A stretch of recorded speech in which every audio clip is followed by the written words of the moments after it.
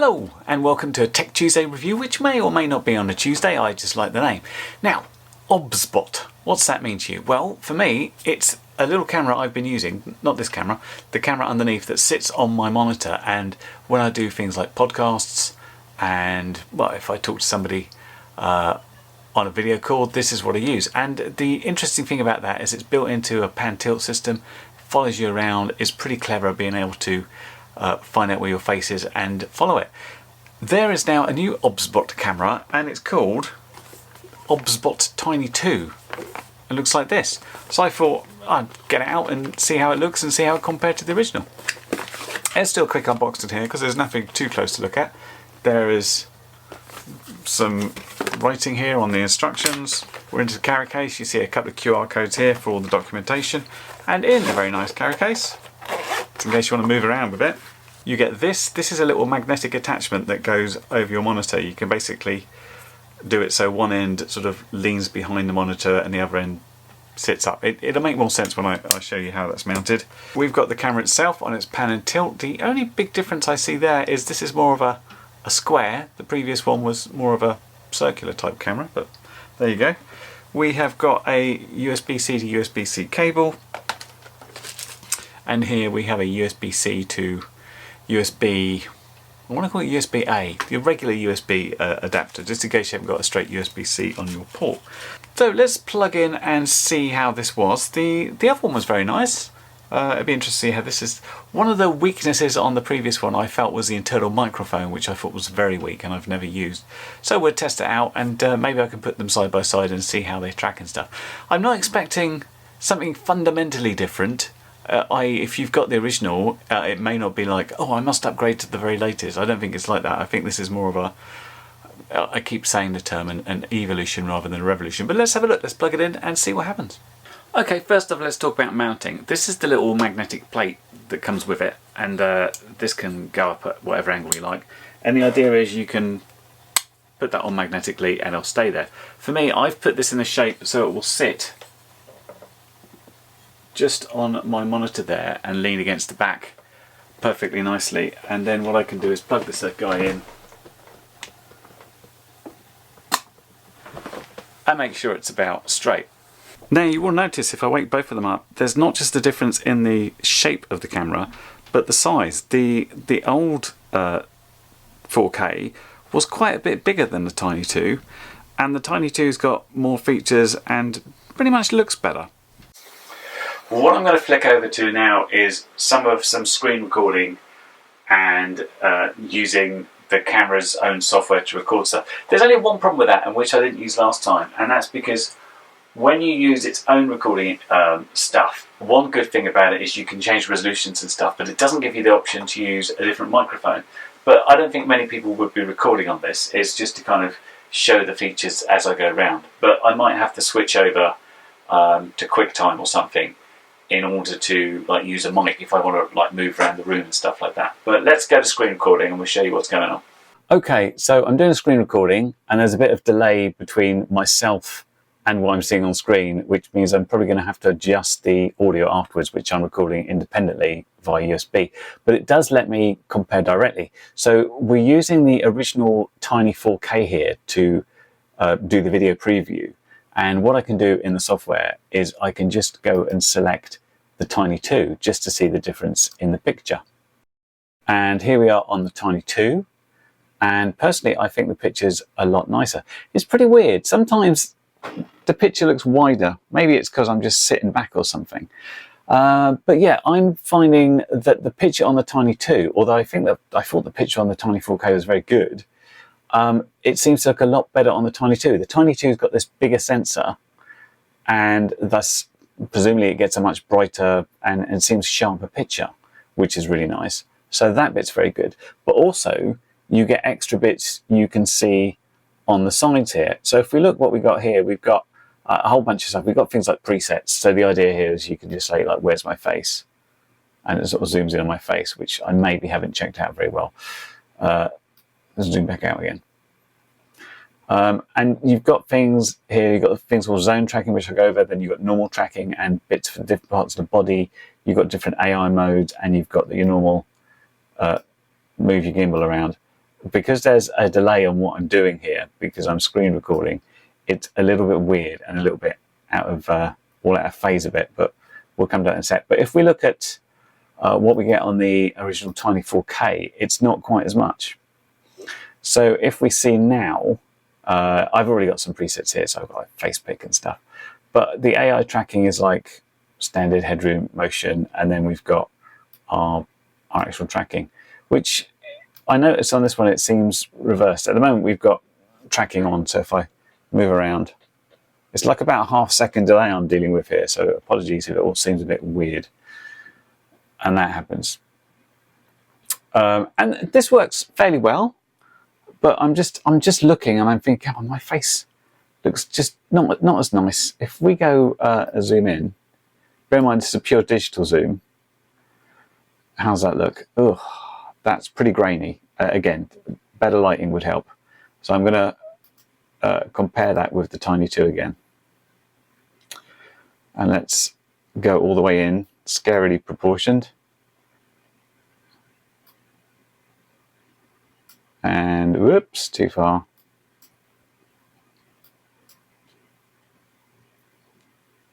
It's not as pixelated. I mean, it's not great. No one should have to see my face in that much detail, but it's a lot better. So what we've got on here, just to go through it, we've got our normal tracking. If we turn this on, and because I'm using this microphone, this is quite handy. If I now move that camera out of the way, get up, and I can literally wander around my room, and hopefully you can still hear me fine because of the way the microphone works, and I can talk about stuff, I can move around generally and point to different things. And there's a lot about this camera that is designed for presentation, or that's old school presentation, when you're literally pointing to physical things, saying things like, look, here's my Lego Millennium Falcon I built. Isn't it impressive? And you've got things to support that as well. And we can change the way we track. This is the improvements on the Tiny 2. So if we say close-up, which I find really interesting, it's like, okay, you want to have a close-up on your face. So if I move in, closer, and then move away, the idea is it should zoom in when I move further away. And again, if I get up, if I move further away, it's trying to compensate for me being further away by zooming in automatically, which is pretty impressive stuff. And this is something that the previous one didn't have. So this is great if you are going to move around, but you want to show people just a close-up of your face. You don't have to have like a cameraman. It does a fairly good job of tracking you and doing the bits you want to do. And ditto, it's got some weird things in here. If we take it out of close-up, and it's lost me there during what we were doing. Here I am, I'm over there, look. If we say things like upper body, then the idea is it should just show down to here. So if we get up, and we've got two zone trackings here. If I say motion, it will try and track a lot faster. So if you're moving around quickly, put motion on. So although I'm now moving around and I'm moving out, it's just zooming in enough so it's not showing the lower half of my body. Why you might want this, I'm not sure. Perhaps you're doing a presentation and you forgot to put your trousers on and you don't want to show anybody that you're naked from the waist down. That's an idea. And we've got some weirder things. It's like headless mode. It's like, okay, I want people to see me, but I don't want to show them my head. So this is, it's not quite as headless as it could be. It's kind of like, I want to keep secret. I don't know why you want to keep secret. And again, it's zooming in and zooming out to show all of me. It can, but not my head, which is, I mean, I've seen some Japanese videos and that where people don't like showing their faces for some reasons, but I don't know why. And then we've got the really weird one, lower body. So yeah, hold on. I struggle a little bit to think about why do you just want to show your lower body? Perhaps people are teaching some dancing moves, or perhaps they're on very dodgy Omegle sites and stuff and don't want to show the top half of their body. But it's an option. You can do it. That's all good. Let's go on to normal tracking. That is a bit weird. Normal tracking, please. There I am. Hello again. Oh. So there's also these things I talk about, zone tracking. This is very much if you are doing sort of a traditional thing. The idea is here, you can set up a zone, and I could set up a zone for just behind me. And the idea is if the camera's there showing something in view, then I can move around that area and it won't follow me. It'll just stay where it is until I move out of view, then it'll follow me. The idea is here, if you're doing a presentation on like a whiteboard or a flip chart or something like that, if people still do that, then that is the idea for you. I tend to think everybody does online stuff by doing like screen sharing and things, and even if they've got like, you know, graphics or something to show, they'd show it on screen. I guess the only difference here is if you're doing some sort of mixed live class, you're literally teaching in a standard lecture theatre sort of thing. Your students are there, but also the people that are online wanting to watch some sort of hybrid class, they can then focus on the bits you're pointing to without the camera following you around. I think it's quite good, and it's got some AI modes here, so it already set up. On my previous one, I set up a desk mode, so I could face down. It's got this AI mode that just says desk mode, and to do that, it points down. And look, you can see my fingers. Isn't that exciting? Then you've got whiteboard, but we don't have a whiteboard. And it's hand tracking. So it should be able to track my right hand or my left hand. This is my right. Oh, of course, I'm reversed in this camera. Look over here. So if you want to point to people and stuff and do what you, and say what's happening, you've got that. Anyway, let's take that off. Also, on this system, you've got obviously if we don't have tracking on, we've got the full range of the camera. I can go all the way over there and I can see the other camera. I can go all the way this way, and we're looking at quite a way around. Basically, you can look at the controllers on the side of the wall that I've got there.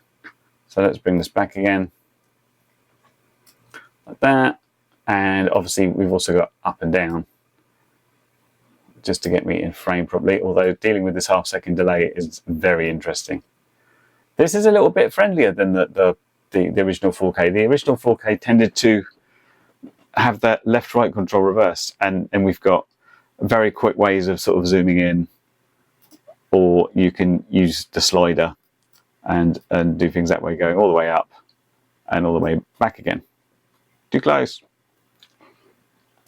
You've got stuff like image, where you can turn on and off HDR. You've got the focus. This is my only gripe with it. I think the picture's amazing, but one thing I can do on my mirrorless camera is change my aperture. And the idea of changing your aperture, it creates a different depth of field. So I can be sharp. The stuff behind me goes slightly out of focus. So you get that nice sort of slightly blurred background effect. You've got no control over the aperture. I believe it's set, so everything is sort of sharp. I mean, it bases it on my face. There's stuff a little less sharp in the background, but it's not as blurry as I'd like it to be. So, but you can change the exposure. You can change whether it's, you know, you're exposing just your face or globally, depending on how you want to do that. You've got the whole white balance, the contrast, that sort of stuff. That's all pretty standard. That was on the last one. Beauty is something I hadn't messed with before. And it says I can make my body slimmer, but if I do this, my head kind of shrinks, which is very odd. And then I was just messing with this, just having a look, and I'll get a bit closer to the camera for this, because this is weird. We've got native, which is weird, and then we've got classic. Watch my lips. I don't know what's happened, but it looks a bit weird. And then men, I guess I look a bit more rugged. I don't know. Anyway, not something I would ever touch, but that's a possibility. And then more, you've got some extra bits, including the hand gesture stuff and a sleep background. The idea here is if you're doing like a live stream and you go off camera for a bit and the camera sleeps, it shows a background image saying, you know, back soon. So we've got, you can see here down the side, some hand gestures, and it had the first two gestures in the other one, but dynamic zoom is a completely new one. So what we've got here, are we tracking at the moment? So we got these things about turning on target, which I've just actually done just by holding my hand like that. So if I now start moving, it should be tracking me. We should also have zoom. I found these a little bit dodgy, tracking on and off. So that should do an automatic zoom in. And if I do it again, it should zoom me back out. What this has that the other one doesn't is a dynamic zoom. So if I do this, I can stretch aside there to go in and bring my hands back in to zoom out again. Oops, let's go all the way out. This half-second delay thing's fun when doing this. But we should also have voice control, which is new as well. So if I say, hi Tiny, zoom in closer.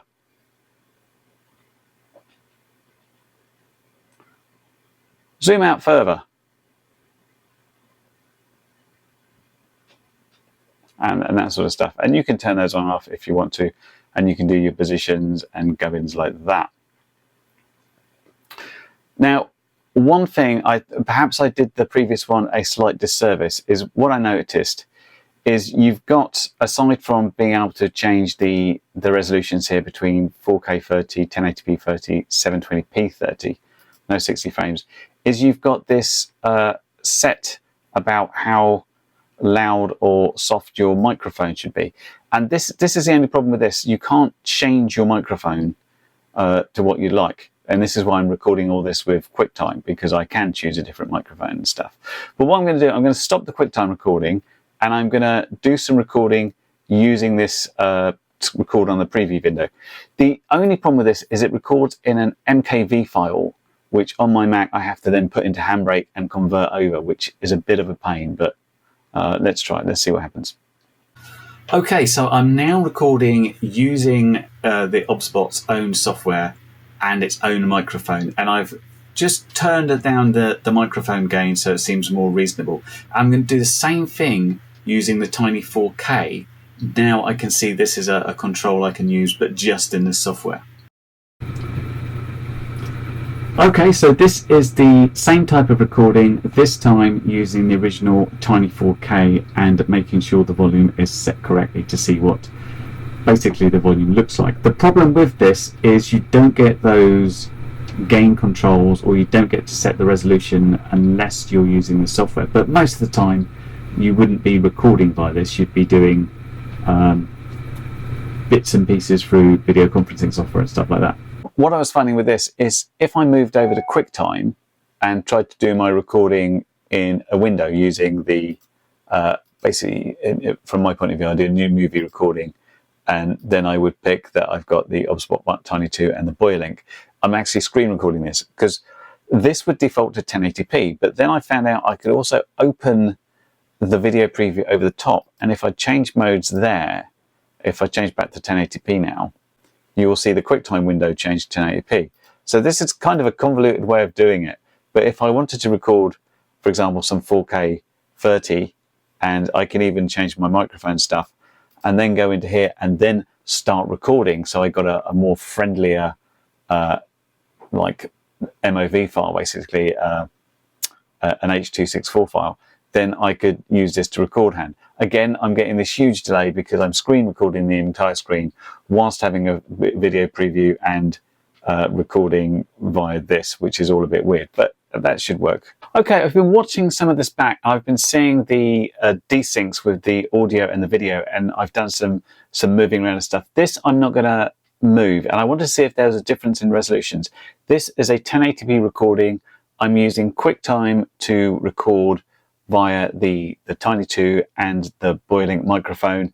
Let's see if they're out of sync, and then we'll try the same thing again in 4K. Okay, so here's the 4K recording using, again, Quicktime to do the recording so I can use this microphone. Let's see how out of sync we are. Well, the answer to both those is that they were exactly 9 frames out, no matter if you were 1080p or 4K, and that's the same as the other one. If I was doing any recording with it, I just have to shift the audio about.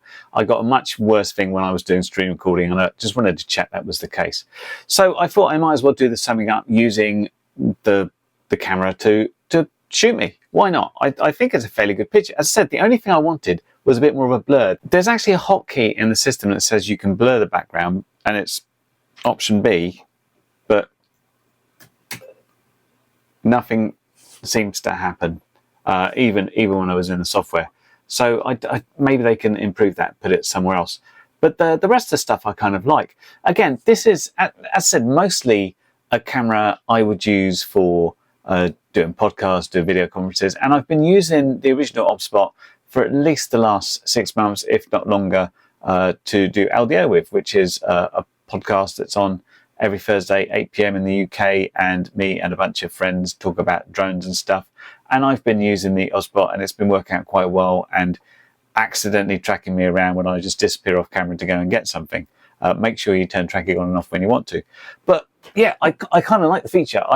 It's not that useful for me, but it's kind of useful if I am talking to a friend and I want to show him something. I don't have to go up. I can say, look, it's my Lego. Look, I've put these new shelves up. Where have the planes gone? They're somewhere safe. Don't worry. This is part of my big reorganization, and I can kind of show you around my space and stuff. And I like that, and I really like the picture. It seems like not a big upgrade in picture when you first look at it, but when I've looked close up at my face, which I don't recommend to people, it's quite a significant increase. I haven't got any lighting today other than a bit of sunlight coming through these closed blinds, and it's lighting quite well. I say that, it just looks like it's gone slightly out of focus on my face, but I can't have it all. Anyway, yeah, the other thing you can do with it, I've got it mounted on my monitor. You can mount it on a desk, you can put it on something else. It's got a tripod screw at the bottom of it, so you could put it on a tripod instead of this camera, for example. Especially useful if you were giving a presentation and you're away from like a computer. I generally sit in front of this, so it's not a big deal. Anyway, yeah, I like it. I don't think I'd buy it if I had the original, but if I was in the market for one that I wanted to track me and have all these intelligent features, I think it's very, very good. It's certainly not cheap by any means. I should warn you that one. This is something that tracks, has its own sort of little sensors and AI stuff going on. So it's not the cheapest thing in the world. But if you want that sort of thing, then I think it's very good. The microphone is improved. I would still use a separate microphone, because especially if you're walking around and doing stuff, then your microphone level is going to be all over the place if you're sat away from it, and especially if you've got it sat on a computer, because even a quiet computer has a running fan which would really get picked up by it. Anyway, this has been the OBSBOT Tiny 2. It's sat up there, so I can't show you it, but just imagine it was here in my hand. Kindly supplied by Per Gear for review, and of course there'll be links down below if you want to check that in more detail. I hope that tech review's been helpful, and I will catch you in the next one. Bye for now. Well, you've made it to the end of the video, so thanks once again for watching. If you like what you saw, then please consider subscribing, and if you really like what you saw, then be sure to check out the link to my blog for a variety of ways in which you can help support this channel.